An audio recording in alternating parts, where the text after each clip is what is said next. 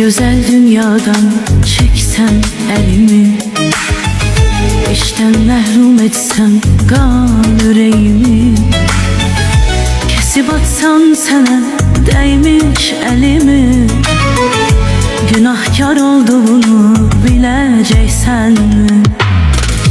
Bu güzel dünyadan çeksem elimi, işten məhrum etsem qan ürəyimi, kesip atsam sənə dəymiş əlimi, günahkar olduğunu biləcəksən.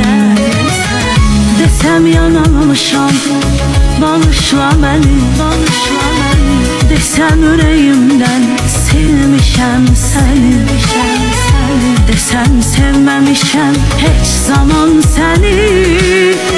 Bunlara inana biləcəksən-mi? İşten məhrum etsən qan ürəyimi, kesip atsan sənə dəymiş əlimi, günahkar olduğunu biləcəksən-mi?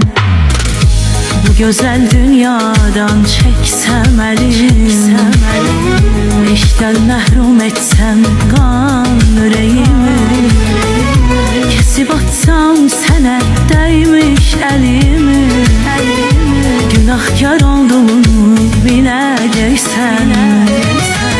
Desem yanılmışam, bağışla məni, desem ürəyimdən silmişəm səni, desem sevməmişəm heç zaman səni.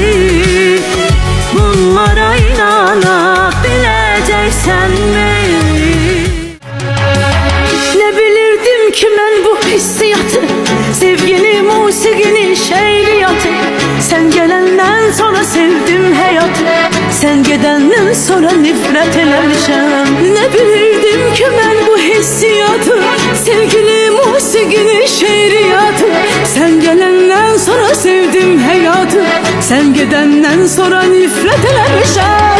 Mən haçan eşqə xəyanət eləmişəm, sənə öz canımı əmanət eləmişəm. Qara saçlarımı ağartmısan məni, səndən Allahıma şikayət eləmişəm. Ne zaman eşqə xəyanət etmişəm, sənə öz canımı əmanət etmişəm. Qara saçlarımı ağartmısan məni, səndən Allaha şikayət